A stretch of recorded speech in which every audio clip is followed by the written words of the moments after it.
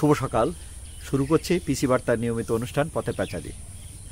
অন্তর্বর্তীকালীন সরকার গত 10 মাসে অনেক সিদ্ধান্ত নিয়েছে, যে সিদ্ধান্ত একদিকে যেমন ক্রিয়াশীল রাজনৈতিক সংগঠনগুলো তাদের মৌন সমর্থনও রেখেছে, পাশাপাশি কিছু দেশের সাধারণ মানুষের তথা জাতীয় স্বার্থ বিরোধী কিছু সিদ্ধান্তও কিন্তু এখানে এসেছে, যার প্রতিবাদও এসেছে।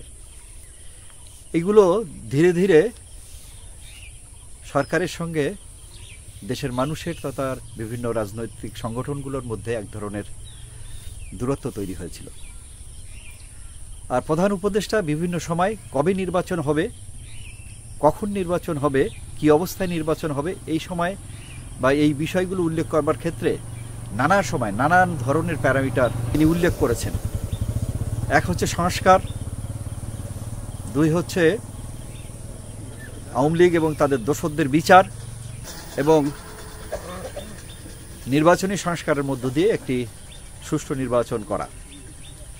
এনসিপি তাদের দাবি ভিন্ন। এই ত্রিভিদ দোলাচলের মধ্যে নির্বাচন কবে হবে, কিভাবে হবে, এটা নিয়ে একটা অনিশ্চয়তা তৈরি হয়েছিল।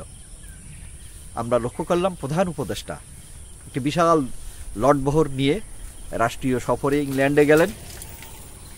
যদিও রাষ্ট্রীয় সফর বলা হয়েছিল, কিন্তু কোনো রাষ্ট্রীয় কার্যক্রম সেখানে হয়নি। ইংল্যান্ডের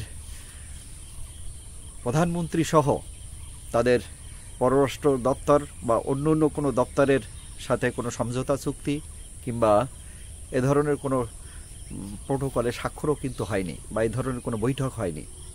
তিনি রাজার কাছ থেকে ব্যক্তিগত একটা পুরস্কার গ্রহণ করেছেন, এটা ঠিক, কিন্তু এই সফরে রাষ্ট্রীয় ব্যয় কিন্তু একদম কম হয়নি। তারা যে হোটেলটাতে ছিলেন, সেই হোটেলটার ব্যয় এই 4 দিনে কিন্তু প্রায় 3.5 কোটি টাকা। স্পেশাল একটি বিমানে তারা গেছিলেন বিজনেস ক্লাসে, তারও ব্যয় কিন্তু প্রায় 2 কোটি টাকা। এই এতগুলো টাকা খরচ করে তিনি যে সফরে গেলেন, আমরা লক্ষ্য করলাম এই সফরের প্রধানতম লক্ষ্য হচ্ছে তারেক জিয়ার সঙ্গে দ্বিপাক্ষিক বৈঠক করা। তারপরেও জাতি কিন্তু সন্তুষ্ট যে বৈঠকটি অবশেষে হয়েছে। এই বৈঠকে এমন একটি সিদ্ধান্ত আসুক, যে সিদ্ধান্তের কারণে জাতি এই দুর্বিষহ অন্ধকার থেকে বেরিয়ে আসতে পারে। এই রুদ্ধদ্বার বৈঠকের আলোচনা সব কিছু জানা যায়নি, কিন্তু আলোচনা শেষে যে যৌথ বিবৃতি দেওয়া হয়েছে কিংবা প্রেস ব্রিফিং করা হয়েছে, সেখান থেকে কিছু কথা আমরা জানতে পেরেছি। তারেক রহমানের পক্ষ থেকে এবং তার মা সাবেক প্রধানমন্ত্রী খালেদা জিয়ার বরাত দিয়ে কিন্তু বলা হয়েছিল যে ফেব্রুয়ারিতে রমজান শুরু হওয়ার আগেই এই নির্বাচনটা হওয়া দরকার। প্রধান উপদেষ্টা এই প্রস্তাবে মৌন সমর্থন দিয়েছেন বটে, শর্ত সাপেক্ষে। তিনি এর সাথে শর্ত জড়িয়ে দিয়েছেন, যদি সংস্কার সেই মাত্রায় করা সম্ভব হয় এবং বিচারও যদি একটি পর্যাপ্ত মাত্রা উন্নীত হয়, তাহলে এই সময় নির্বাচন নিশ্চয়ই হতে পারবে। আবারও একটি যদি কিন্তুর পেজ। কিন্তু আমরা বিশ্বাস করতে চাই এ সকল কিছু উতরে গিয়ে ফেব্রুয়ারির আগেই আমাদের দেশে জাতীয় সংসদ নির্বাচন হবে। একটি নিরপেক্ষ এবং ভয়হীন পরিস্থিতিতে দেশের মানুষ বাধাহীনভাবে সেই নির্বাচনে অংশগ্রহণ করবেন এবং নির্বাচিত প্রতিনিধিদের হাতে ক্ষমতা হস্তান্তর করে প্রধান উপদেষ্টা ইউনূস সরকার দায়িত্ব ছেড়ে দেবেন।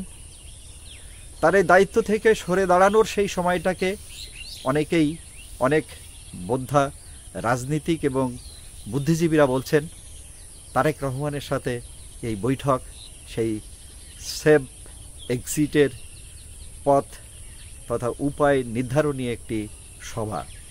সেটা যাই হোক, সভা যে কারণেই হোক বা যে ওসিলাতেই হোক, সবার একটি ভালো ফল জাতি প্রত্যাশা করছে এবং জাতি বিশ্বাস করছে প্রয়োজনীয় নির্বাচনী সংস্কার করে ফেব্রুয়ারির আগেই জাতীয় সংসদ নির্বাচন হবে এবং নির্বাচিত প্রতিনিধিদের হাতে ক্ষমতা হস্তান্তর করে অন্তর্বর্তীকালীন সরকার সরে দাঁড়াবেন। দেশে একটি গণতান্ত্রিক পরিস্থিতি তৈরি হবে, দেশের মানুষ বুক ভরে শ্বাস নেবে। সেই প্রত্যাশায় পিসি বার্তার পথের প্যাচালি এখানে শেষ করছি। ভালো থাকবেন সবাই, আপনাদের অসংখ্য ধন্যবাদ।